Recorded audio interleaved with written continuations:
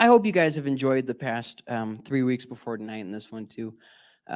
I This series, and I mentioned this last week. This series is really something more for me. I know that sounds incredibly selfish, but these are 4 things that I've learned in my time in ministry, and I hope that they're helpful to you guys, because I think you know I've been in ministry for over 15 years, and these are things that I'm just figuring out now. It's been like 17 or 18 years of ministry. That's kind of a long time. And, these things, they seem so, I don't know, revelatory when I first discovered them. And I really hope that they help you too. So as a kid, my childhood, I tried to live my life for everyone else. Now, you might say, well, what do you mean by that? Well, I made it my mission to not offend anyone. It was my mission to try and bend around everybody. Now, that sounds like a good thing, but it's really not. And the problem is that we actually look up a lot of different verses and guilt trip ourselves into thinking that this was a good thing by misunderstanding what Scripture is trying to say. So we go to one extreme, and then when the inevitable happens, we get upset because it just doesn't work out. Nobody can live their lives like that. You go to the other extreme, and then you're just throwing everybody under the bus and just screw them all, and it's not a very healthy way to live. I wasn't ever happy, and I never made anybody else happy. And that's the thing that really surprised me, is I made my life, my purpose, to never offend anybody in church, right? My life was a church. I didn't know anybody outside the church. So, to say, well, what about the people outside? I didn't know anybody outside. So I made it my goal and purpose to never offend anybody, and they were still never happy. Now, see, a wrong lesson to draw from this is don't try, right? Just throw them all under the bus, screw them all. Well, that's not the right lesson to learn from it. And we'll talk a little bit about how when I was trying to live for everyone else, I was actually being selfish, and I'll explain that in just a minute. So then the inevitable happened, life, right? When you're a kid, you know exactly what's going to happen in your life. You have everything planned out. I mean, it's just so simple. I mean, these old people, they're just so stupid for getting stuck up on stuff. Well, then you become one of those people in between that awkward stage of being a teenager and being dead. That awkward stage. The rest of your whole freaking life? Yeah, that whole awkward stage. I went to the hospital in 2012, almost died. That was just world-changing for me. And then I lost my second son. That was unfair. I mean, nothing hits you in the gut like something you have no control over. And, then you go through the obvious things that everybody does. Is it my fault? It's everybody else's fault, so on and so forth. But at the end of it, when all the ash and clouds of dust settled, I was left with a simple conclusion that life was for myself, and I didn't care about anything or anyone else.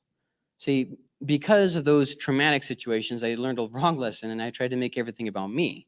And before you say, well, whatever, everybody does this. You go through times of intense pain, you instantly get self-focused. Hopefully, you come out of it, but it's very difficult, and I don't know if everybody ever comes. I mean, I'm still carrying around my burdens, and I'm 30, so imagine when you get up into the 70s and 80s and whatnot, and you still haven't dealt with it. I don't know. I really don't know. It's a complicated area, and we're going to talk more about that.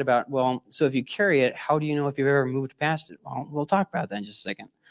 So I went from kind of this extremism. I went from trying to be good enough, right? Trying to earn my salvation, trying to meet every expectation, trying to never offend, to the other opposite extreme of trying to live for me. And the question that becomes, well, who was I doing that for? Well, I just said I was living my life for everybody else. Well, in a way.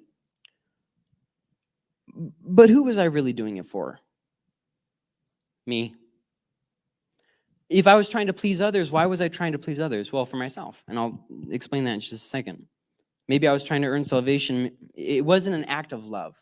An act of love is where somebody else can mistreat you, and that doesn't take away what you did, because it doesn't matter how somebody else receives you or treats you. Love is not dependent on what I get back from it. Does that make sense? So I was selfish for living for myself, and that's easy to figure out. I expected the world to bend around me, but I wouldn't bend. That's easy to see selfishness. It's a little bit harder to see selfishness when I was bending over trying to please everybody else, because I wasn't doing it for love. I was doing it maybe for acceptance, maybe to earn my worth, maybe to prove an argument. Either way, or maybe, you've gone through something like this, and you can fill in your own blanks of how you think that you're doing it, but underneath that surface reason is a deeper reason. The problem is when we go through our whole life never finding those deeper motivations, when we just live according to the surface. No, I'm doing everything for everybody else. I love everybody else. Okay, well, dig underneath that pile of crap that you've heaped up, and you'll find the truth. And so that takes us to the fourth blinding attitude, the one that is probably the trickiest, because it's so hard to pin down. So the first one was a judgmental attitude, right? Always looking down on people, always criticizing people, that kind of stuff. The second one is overcome by evil. Somebody does wrong to you, you start reacting against it, you start letting it change you. The third one was being offended, where you're walking around with a chip on your shoulder. The fourth one, this last one, selfishness. This is something that blinds us from moving forward. We've talked about four things and how they blind us and how it makes a good thing in us just a thing. So now let's look at 1 Corinthians 9, 4 through 7, 15, and 19. So, don't we have the right to eat and drink? Don't we have the right to be accompanied by a believing wife like the other apostles, the Lord's brother, and Cephas? Or do only Barnabas and I have no right to refrain from working? Who serves as a soldier at his own expense? Who plants a vineyard and does not eat its fruit? Or who shepherds a flock and does not drink the milk from the flock? And then verse 15, for my part, I have used none of these rights, nor have I written these things that they may be applied in my case. For it would be better for me to die than for anyone to deprive me of my boast. Verse 19 through 22. Although I am free from all and not anyone's slave, I have made myself a slave to everyone in order to win more people. To the Jews, I became like a Jew to win Jews, like those under the law, like one under the law, though I myself am not under the law, to win those under the law. To those who are without the law, like one without the law, though I am not without God's law, but under the law of Christ. The reason why he's specifying that is to say just because I lived like one of them doesn't mean that I broke God's moral law. That's why he's clarifying that. To win those without the law. To the weak I became weak. In order to win the weak, I have become all things to all people so that I may, by every possible means, save some. Okay, so there's a lot of things that are going on here. I'm going to break it apart little bit by little bit. We'll start back in 4. The first thing to point out is that God has given us rights. Now, before you get too carried away, this isn't the way we use rights nowadays. So I'm just going to clarify, okay? Just hold on, we're traveling back in time. Woo, you guys stay seated.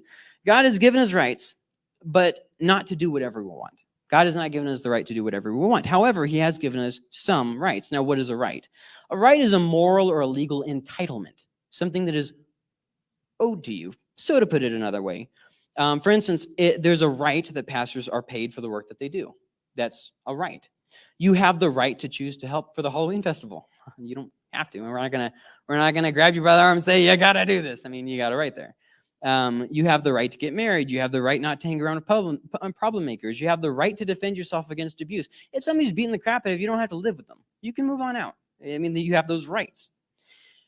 But the problem is, we don't use our rights the same way as Paul is using them.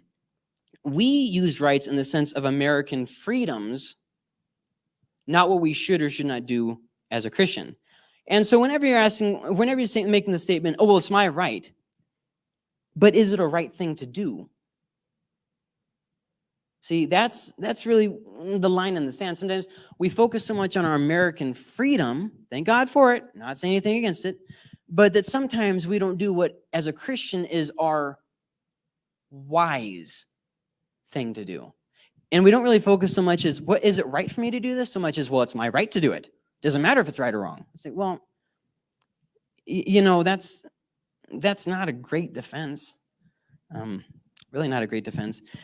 Our American rights have to be below our Christian rights. And you might say, well, what do you mean by that? Well, I mean by this, okay? As a Christian, you have the right to free speech. You say whatever dumb things you want, right?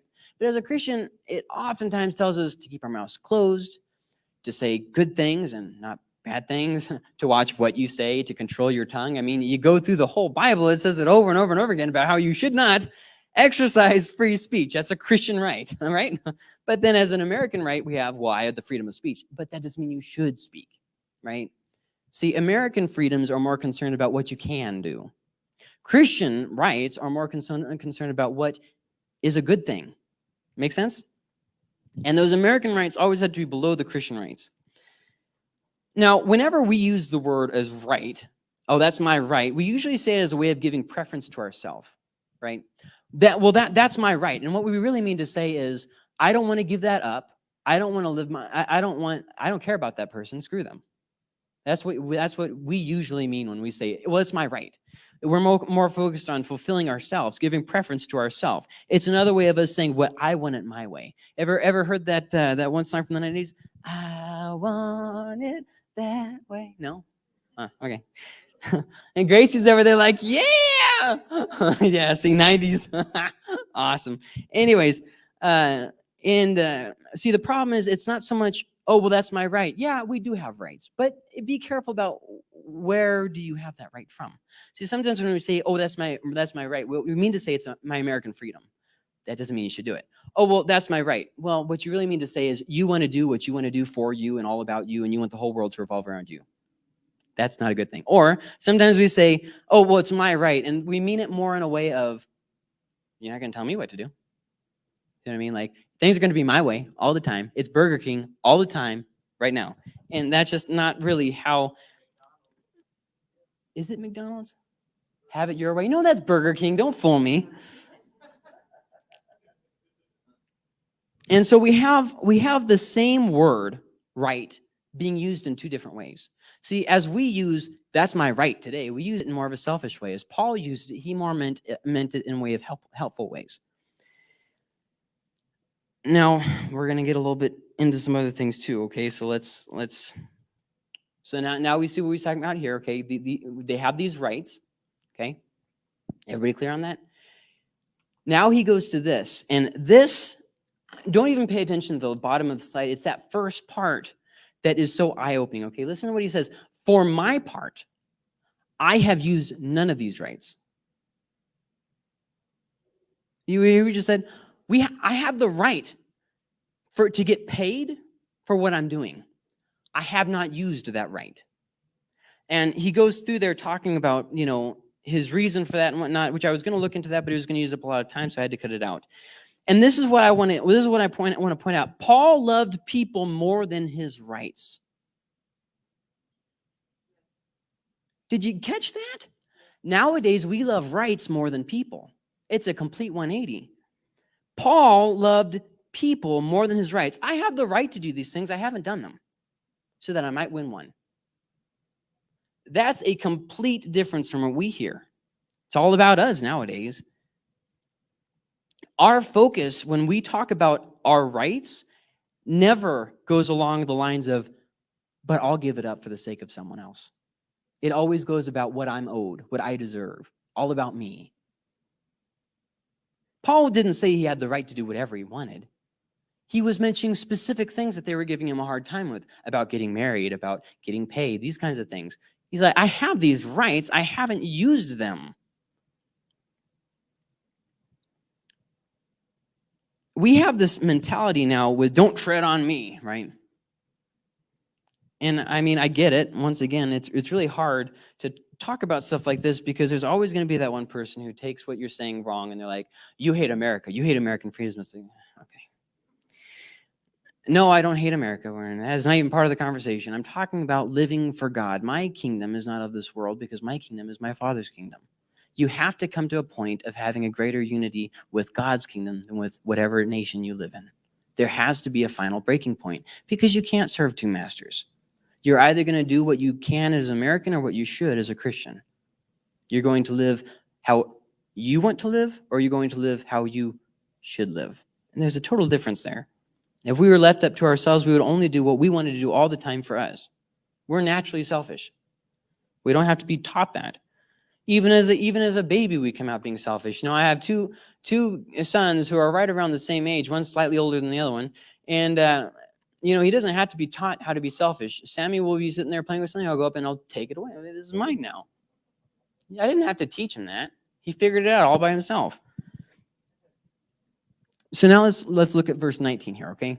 Although I am free from all and not even a slave, I have made myself a slave. Now this takes us into a whole long conversation he's been having or argument, I guess you could say, he's been having throughout the whole book. And I can't recap all of it, but he's been talking about how he's free from the law and all this different stuff, good stuff. Absolutely not trying to discredit what he's saying there. But this is what I am trying to point out here. Though Paul was free, he submitted his rights in hopes that someone would get saved. He was free. He didn't have to. He did it for the hope. How different our thinking would be if we had something similar to this. Instead of focusing so much on our American freedoms, God thank for them, don't let them be a distraction from having that heart of these might be my rights and my freedoms, but so long as I can win one. That's a complete difference. And if I'm being honest, that doesn't sound too good to me. I've seen other parts of the world. I've been to other parts of the world. I don't like it there. They have a lot of restricted freedoms, have you guys seen the nonsense in China? China's a great place. The government, or let's talk about North Korea. Woo, boy. But even though Paul was free, he still submitted his rights in the hopes of somebody getting saved. And I want to point something out because this blew my mind when I realized this. Paul is talking about unsaved people, not people in the church. When he said that he became all to all, he didn't say for people in the church. He's talking about getting people saved, people in the world. Why is this important? Because he wasn't trying to cater to the mindset that Christians oftentimes get. This is my museum, right? Keep everything the way that I like it. It's all about me and how I want it and my preferences. He didn't say that. He didn't say that at all. He said, I'm doing this for those who aren't here yet in the hopes that they will be here later. That's a big statement. That's a powerful statement right there. Because Paul wasn't concerned so much about offending a person. He didn't try to offend people, but his purpose wasn't on not offending people. His purpose was on seeing people saved. You will either be a church that focuses on maintenance or on outreach. You can't be both. It is a physical impossibility. And before you get too worked up about this, yes, I am quoting statistics from real books with real research. Yes. You see the same things happen over and over again. Paul did refrain from some things within reason that would cause a baby Christian to sin. For instance, he mentions about abstaining from meat that was sacrificed to idols. Okay, but he doesn't ever make this. He doesn't talk about those who should be more mature, getting their feelings all hurt and bent out of shape. When I was growing up, there were a lot of old, nasty people in the church. And I'm not saying all old people are nasty. That's not what I'm saying. But I mean people who didn't age well as a Christian. You know what I mean? People who they just had a scowl on their face. They hated kids. These kids nowadays, everything he did was wrong. They had complained about everything. And then they would always say this, well, respect your elders. Well, now hold on. Understand what I'm saying. Respect your elders. Yes, that's a good thing the Bible does teach. Yes. Earn the respect. The Bible also teaches that. Don't grow old and grow just nasty and bitter in your heart. The Bible also teaches that. What they wanted to do is they wanted to turn into gossips and backbites and people who caused a problem and were never happy. Yeah, I praise Jesus. I hate all them kids and I praise Jesus. But then they still wanted the young kids to respect them. Well, let me just explain human psychology. You're never going to get a kid to respect you when you act like that. You're 60, 70 years old. You can't be acting like a 5-year-old. Especially when you claim to be a Christian, you should be getting better. It's like wine, not stagnant and nasty.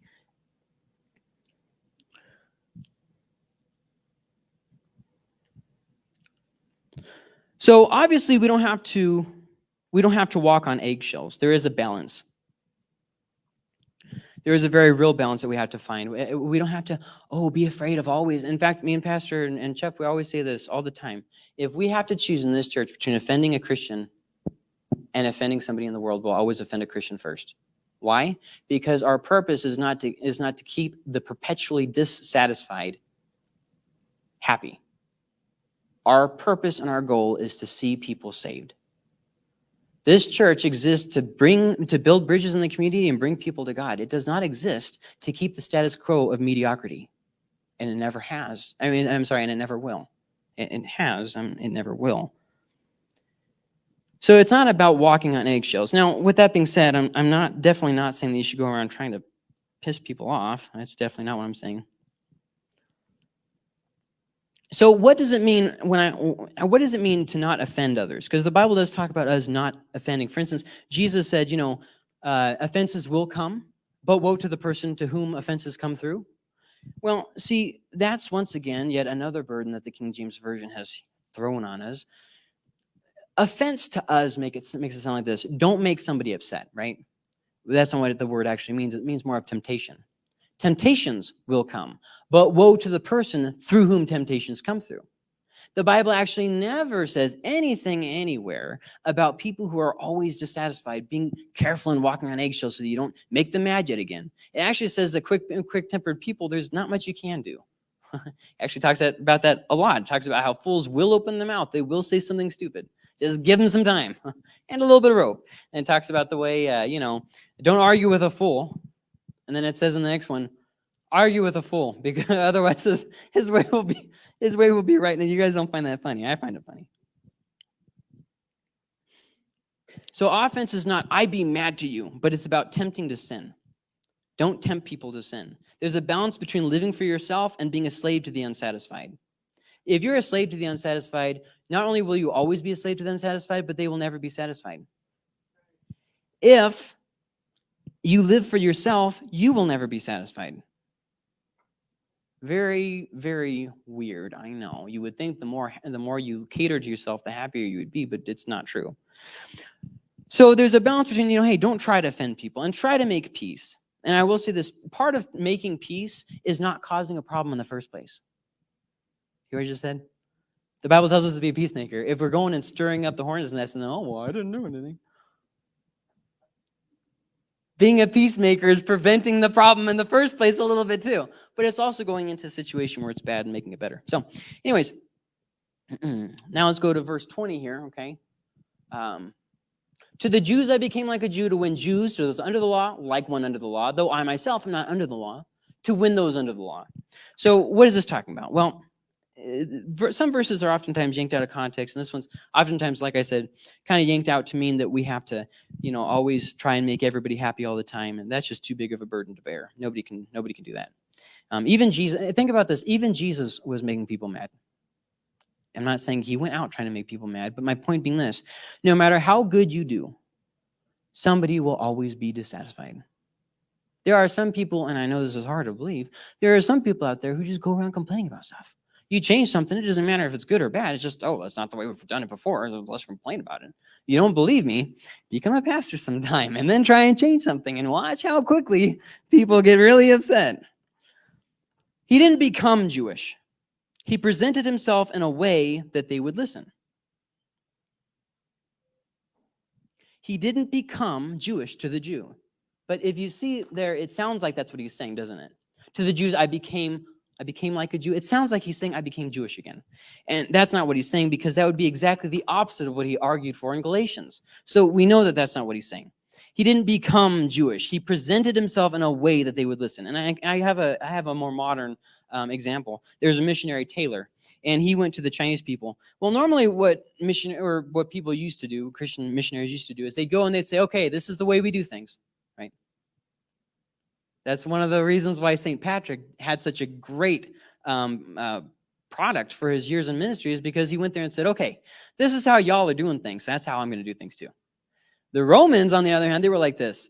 Our way is right. You do like us, and then we will welcome you. St. Patrick was like, okay, how about this?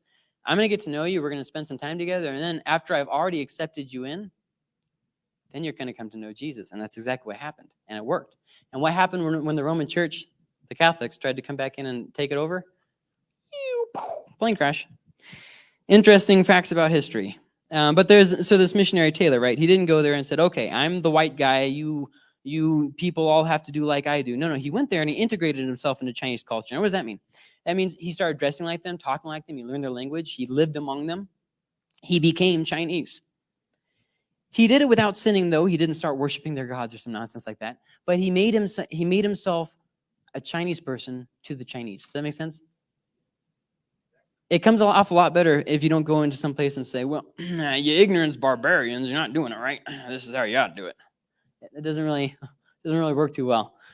So that, and that's what Paul is talking about here.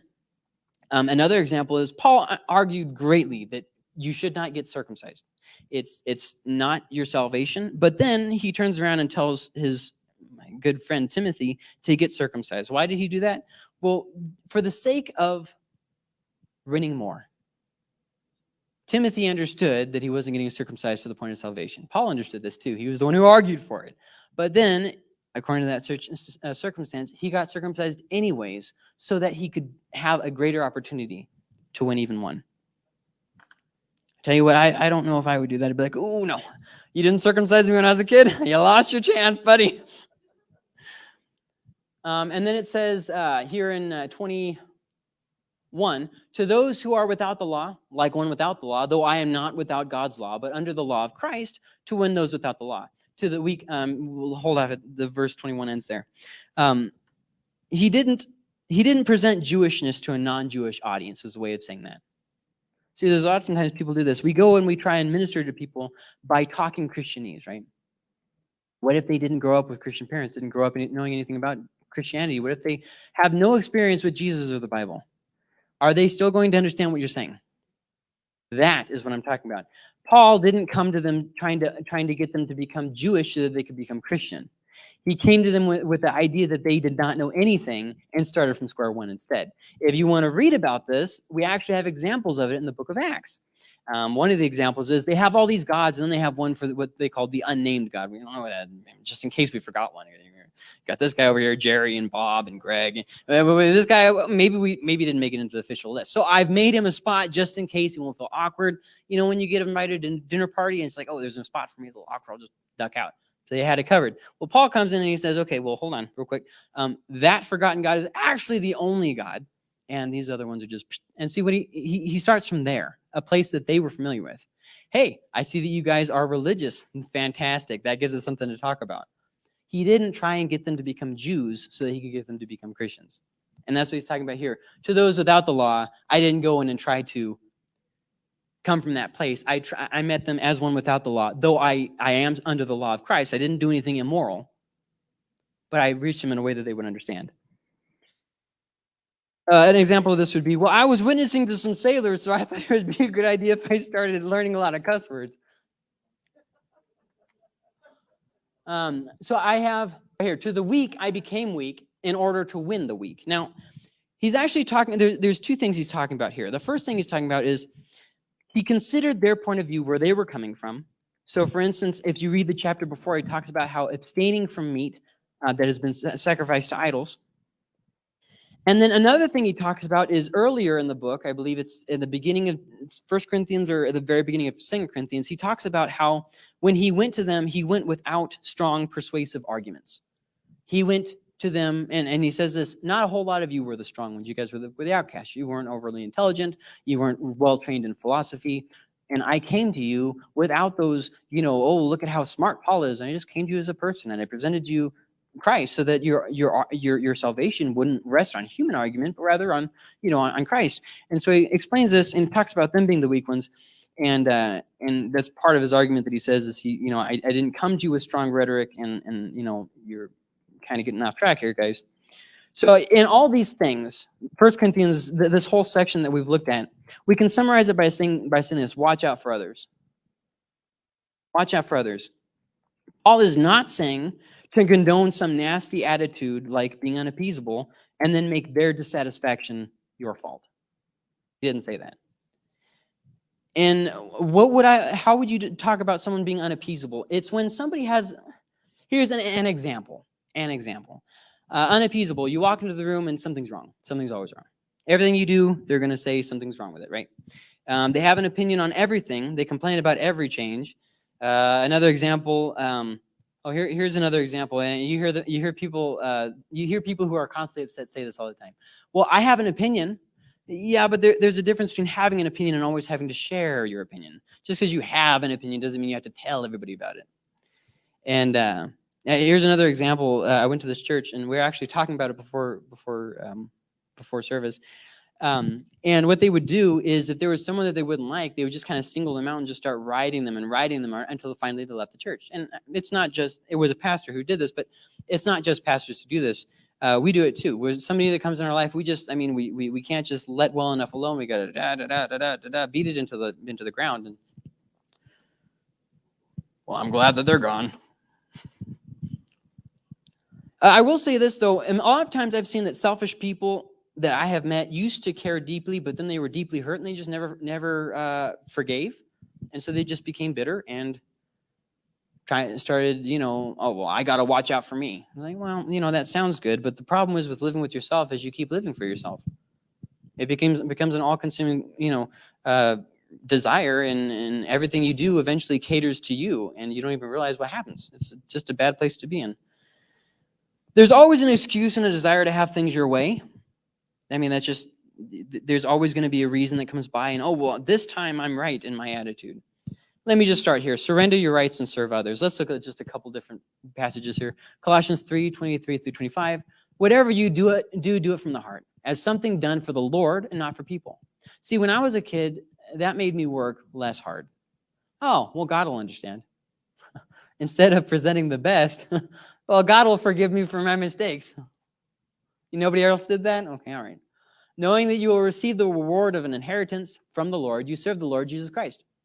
For the wrongdoer will be paid back for whatever wrong he has done, and there is no favoritism. Or how about Philippians 2:3-4? Do nothing out of selfish ambition or conceit, but in humility consider others as more important than yourselves.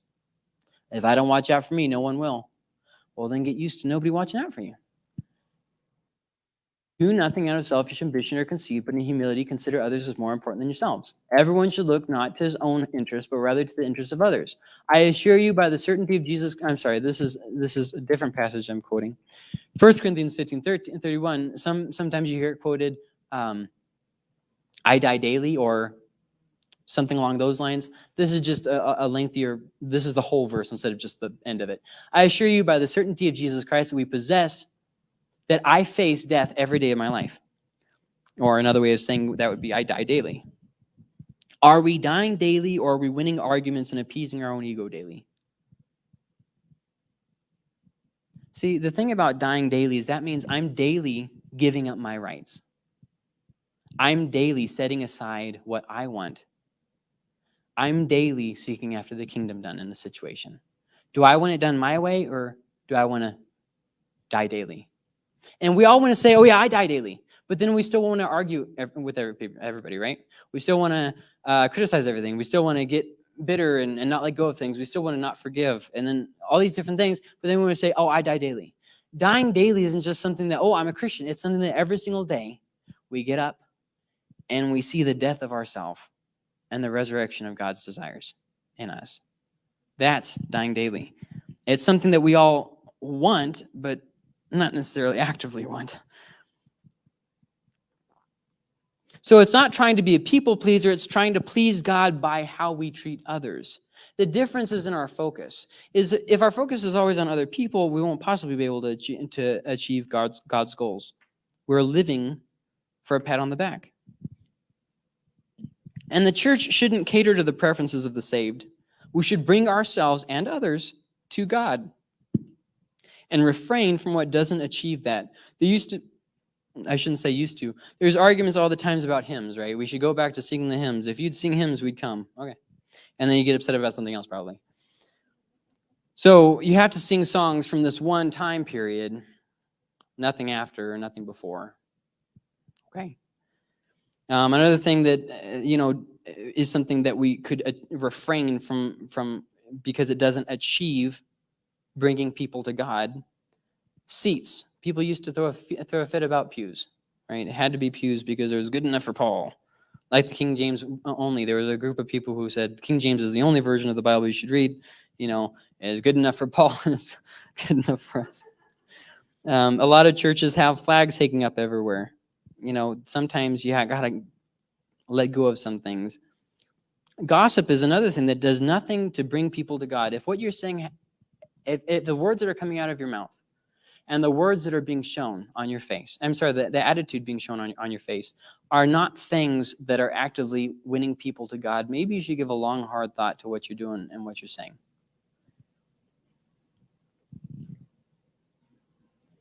We can either build bridges in our community, or we can have things our own way. There was a church that had a bunch of American flags at the front. I mean, it was just a bunch. There was just so many American flags. And you might say, oh, well, what's wrong with being a patriot? I didn't say there was anything wrong with being a patriot, but they were sending out a little message. We here are gun-toting Republicans. Okay, well, what if the people that you're ministering to are not gun-toting Republicans? Did Paul say, I expected everyone to become a Republican because I was a Republican, or did he say, I became for them so as to win them? See, a church always has the drive of becoming what we want or reaching people. We can be what we want, or we can reach people. Which one do you want? That church made it, they drew their line in the sand. We don't want to reach people unless they're just like us already. We want to have things our way. You like the American flag, you like all that stuff, great. Put it up all over your house if you want. The church shouldn't have a sign at the front door that says, you're not welcome here unless you're just like us. And then what makes it even worse is a lot of pastors of these places go on these long rants about the current Democrat president, and then talking about how the past Republican president couldn't do anything wrong.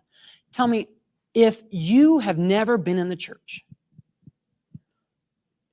you watch CNN regularly, you hate Republicans, you are terrified about the vaccine, about everything that's going on in the world, and then you go to church because you're looking for a little bit of hope, and you walk in and you see that, and then the pastor goes on some long tangent about how horrible Biden is and how wonderful Trump is.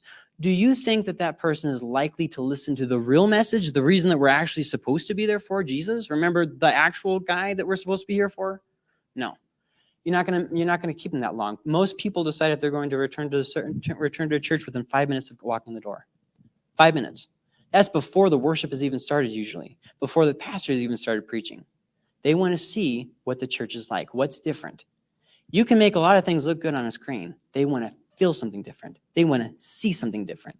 We don't want to see how good of a speaker you have. We want to see if what you have is real.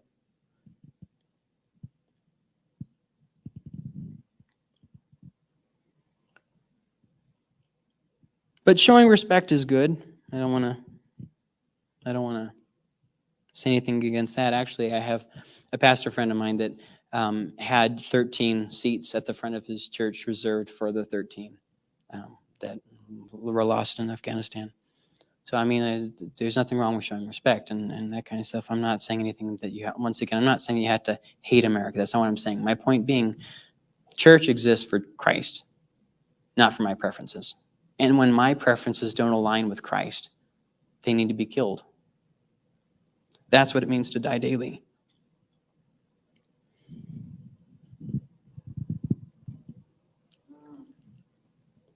Something that I greatly struggle with in my life, and we're getting ready to go to the last bit of it here, but if losing my American freedom resulted in more people being saved, would I do it? Would I tear up the Constitution? Would I abandon it all for the sake of even one person being saved? If I'm honest, I would say no. That's the problem. Because as much as I talk about it, deep in my heart, I love my American freedoms a little bit too much to put them to death for saving someone. See, that's a problem. Becoming all to all means reaching them where they are, not making everyone who sits and judges you happy. I tried to please everyone when I was a kid, and then I got overburdened, obviously, and then I got selfish. So I stopped trying rather than learning to live by balance.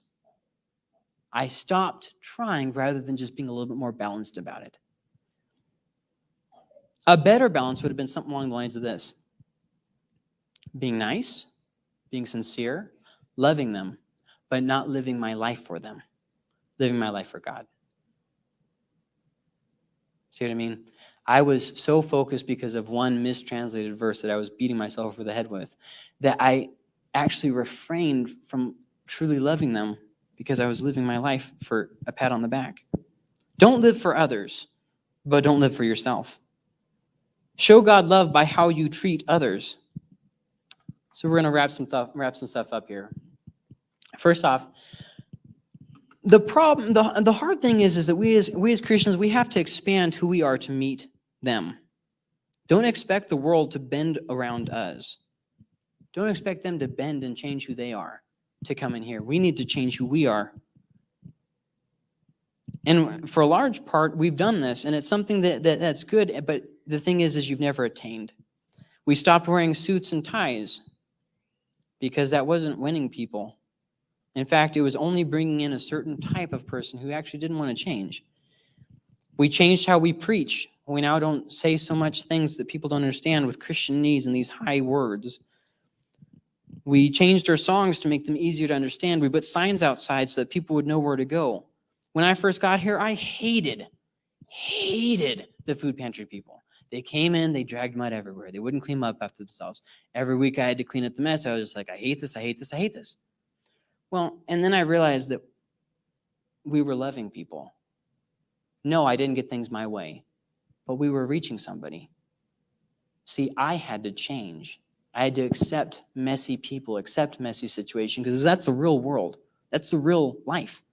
So yes, we still get the mud and the mess and all that. But my attitude has changed, and I don't mind it anymore. I really don't mind anymore. If we're doing something for God, that means we're doing it without complaining. And that means we're doing it without those blinding attitudes I'm talking about, judgmental and overcome by evil.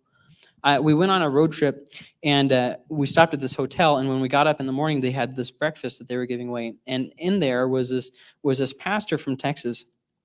But man, oh man, did he have a bad attitude. I mean, we were just minding our own business, and he starts talking about how great Texas is and how Texas has everything. And what do we have that you don't have? And I'm just like, man, I don't care. I'm just trying to eat my food. Like, what? Anyways, and so then he goes and he starts making fun of the teenagers that came with him. Now, oh yeah, they're so stupid with their long hippie hair.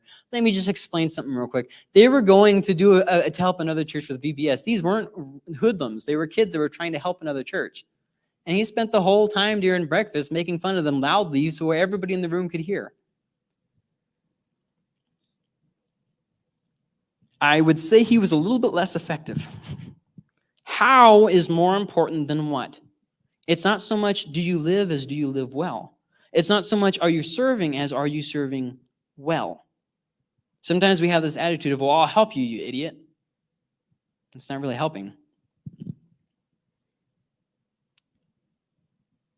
When we first got here, we slowly started doing things that were offending the people that were already in the church, but it brought in the world. And I don't mean that in a bad way. Oh, we compromised. We didn't compromise. We got people in the door that never would have come. And they even said when they came, they said, I've never been to a church like this. You don't care how I look. And we said, no, we don't care how you look.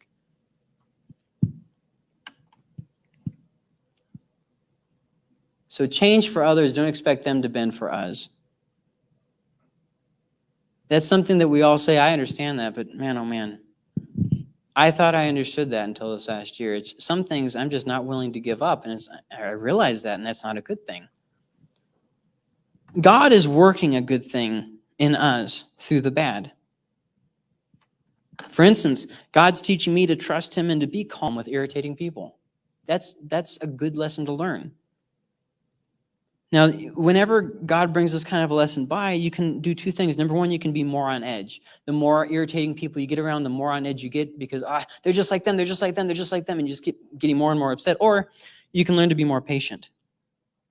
When my dad walks into a room, he sees construction, right? They didn't frame that right. That's not level. That's just what he sees, right? Do you see, when you walk into a room, do you see what irritates you or what you could change to reach someone? 9 out of 10 times when I walk into a room and say, that's irritating, instead of saying, that is keeping people from coming. See the difference in perspective there.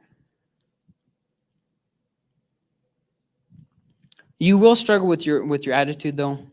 This takes me back to what I said in the very beginning. I talked about you will struggle with it. It won't be finished. It's like exercising, right? You don't have a really good workout one day and the next day you're like, I have attained. You're gonna get hurt. You're gonna carry those hurts with you. So how do you know if you're getting any better? Did I write this down? I did not. How do you know if you're getting any better? Does it affect you and others? Does it affect how you're treating people and how you're acting? Does it keep you up at night? Does it continually enter your mind? Does it prevent you from doing what you should do? I'm not going to do that.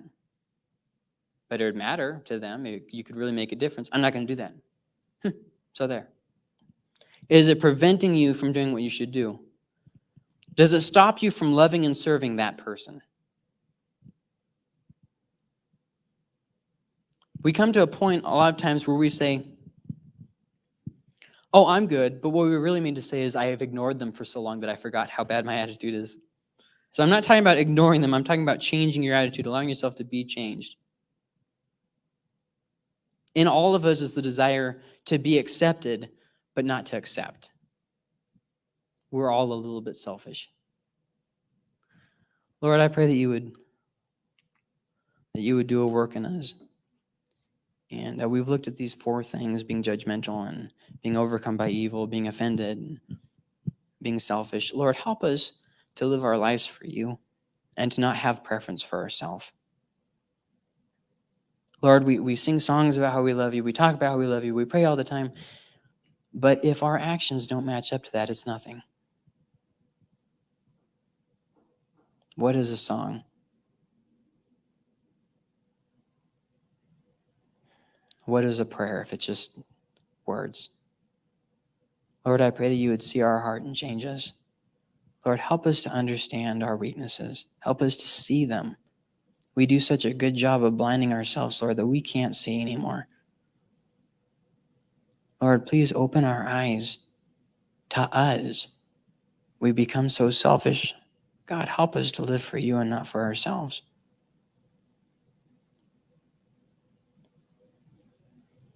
God, this is a struggle that is always rising up. It's like a never-ending flood. Help us to trust you more today than we did yesterday, and to submit to you more today than we did yesterday. Lord, we want to move forward. Change our hearts, oh God. We are our greatest barrier to reaching Tularosa. Lord, help our leaders not to get bitter and upset. Help us to be a good example to those under us. And Lord, I pray for the church that they'd be open to change. Lord, and I pray for those who are in the community that they would give us a chance. That they'd give you a chance, God. Lord, help us be willing to become all, for the sake of even one.